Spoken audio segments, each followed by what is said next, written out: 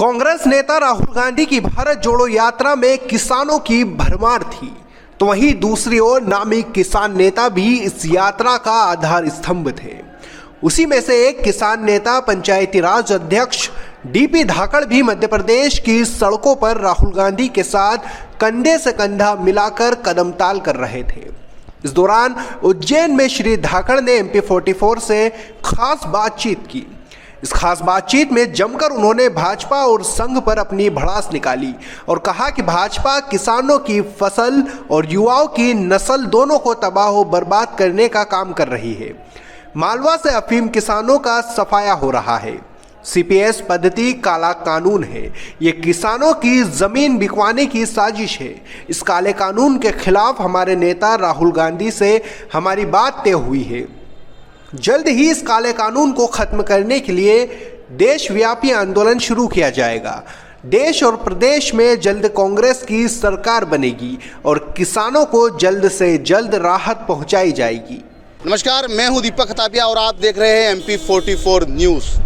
भारत जोड़ो यात्रा बुरहानपुर से लेकर उज्जैन तक की यात्रा का सफर तय हो गया है। एक तरफ बुरहानपुर में केला होता है तो दूसरी तरफ मालवा में अफीम होती है और उन्हीं सब मुद्दों को लेकर हम बात करेंगे किसान नेता डीपी धाकड़ से।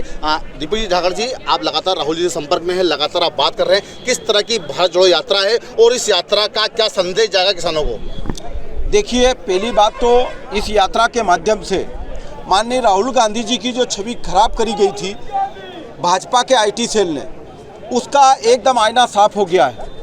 ये लोगों को हमेशा कटाक्ष करने की आदत और जो कहते थे उसका मिक्सर पैदा करते थे, अब इन लोगों को लग गया है। ये अब चुप हो गए भाजपा वाले। उसका कारण क्या है?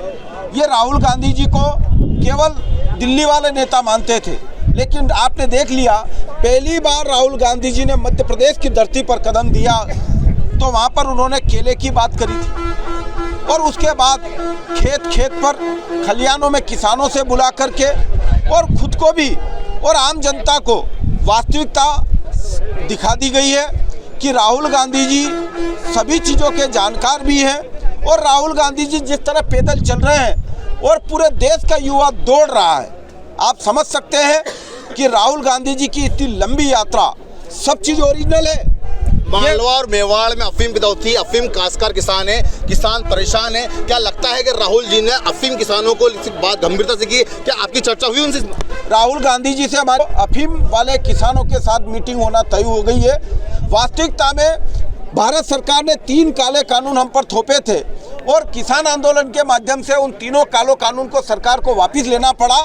सरकार काले कानून वापस ले लिए, पर हमारी खेती पर और हमारी फसल पर कब्जा करने का काम अभी भी जारी है।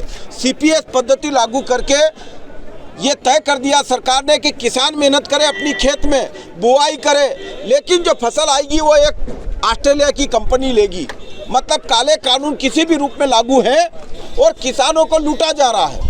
अफीम में आप देखें CPS लागू कर दिया, अब हमारे देश में जो डोडा हो रहा है उसके अलावा अफीम नहीं निकालेगा किसान। और अगर वो कंपनी वाले डोडा पकने के बाद अगर वो खेत से हार्वेस्टिंग नहीं करते हैं तो चौकीदारी कौन करेगा? बनेगा किसान पे। ये सी विसंगति है और कुल मिलाकर के विदेशी कंपनियों के हाथ में इनको देना ही है फसल हमारी। तो हम लोग इसका विरोध कर रहे हैं, मंदसौर नीमच के सारे अफीम किसान विरोध कर रहे हैं और राहुल गांधी जी को भी हम ये चीज़ें अवगत कराएंगे कि ये लोग हमारे फसल जो ख़त्म हो गई है, अब हमारी नस्ल को झूठ बोल बोल कर, जिस तरह आप देख रहे हैं पहले पपीता हम बोते थे तो एक पपीता की उम्र 10 साल थी, हजारों बीज होते थे, फसल वो की वही बो देते थे। आज अगर आप ताइवान का पपीता बो तो एक बीज नहीं निकलता है। तो हमारी फसल खराब कर दी और इस व्हाट्सएप फेसबुक की यूनिवर्सिटी चला कर हमारी नस्ल भी खराब कर रहे हैं, झूठ बोलना सिखा रहे हैं। ये सावरकर को वीर कह रहे हैं, ऐसे इन बच्चों को संस्कार देने का काम कर रहे हैं। ये गांधी नहीं है, ये गांधी जी को मानने वाले नहीं है, ये गोडसे की आरती उतारने वाले लोग हैं। राहुल गांधी जी की पैदल यात्रा से एकदम दूध का दूध और पानी का पानी हो गया है। हमारी जनरेशन को और हमारे युवा आप देख रहे हैं चारों तरफ उमड़ रही भीड़, ये हकीकत है। आने वाले समय में मध्य प्रदेश और राजस्थान विधानसभा के चुनाव है, 2023 विधानसभा है, 2024 के अंदर लोकसभा है। क्या राहुल जी की यात्रा से मध्य राजस्थान में फर्क पड़ेगा? और नीमच की ये वही धरती है, वही मालवा मेवाड़ की धरती है जहाँ पर किसान आंदोलन होता, गोली चली थी, किसानों की हत्या हुई थी। क्या लगता है कि एक बार फिर किसानों में आंख सुलझ रही है कि एक बार फिर बड़ा किसान आंदोलन होगा? देखिए, आज की परिस्थिति है कि किसान को लहसुन प्याज का दाम नहीं मिल रहा है, किसान को खाद नहीं मिल रहा है, किसान को पावर नहीं मिल रहा है, किसान पूर्ण रूप से बर्बादी की राह पर चला गया। केवल ये पुलिस को आगे करके हमारे किसानों पर मुकदमे दर्ज करने के अलावा सरकार कुछ भी नहीं कर सकती है। और अगर ये हमारे किसानों को इस तरह दबाएंगे तो इसका नतीजा 2023 के चुनाव में वोट के माध्यम से हमारी जनता इनको सिखा देगी। और राहुल गांधी जी की जो यात्रा कश्मीर पहुंचेगी, कन्याकुमारी से निकले हैं और कश्मीर पहुंचते पहुंचते इनको पता चल गया अब राहुल गांधी जी के खिलाफ बोलना, और इनका आईटी सेल इसीलिए बंद हो गया। ये टी-शर्ट से शुरू हुए थे, इनकी दुर्दशा 2023 में दिख जाएगी। अब किसान इनको माफ नहीं कर सकता है, युवा बेरोजगार इनको माफ नहीं कर सकता है, गरीब को वो राशन की पर्ची के नाम से लूट रहे हैं वो इनको माफ नहीं करेगा कोई भी वर्ग।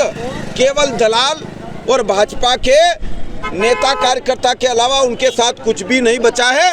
और सरकार तो वैसे भी इनकी नहीं है, इनकी सरकार में कांग्रेस के जो नेता पैदा करे थे वो इन्होंने खरीद लिए हैं और इनके पास खुद की सरकार नहीं है।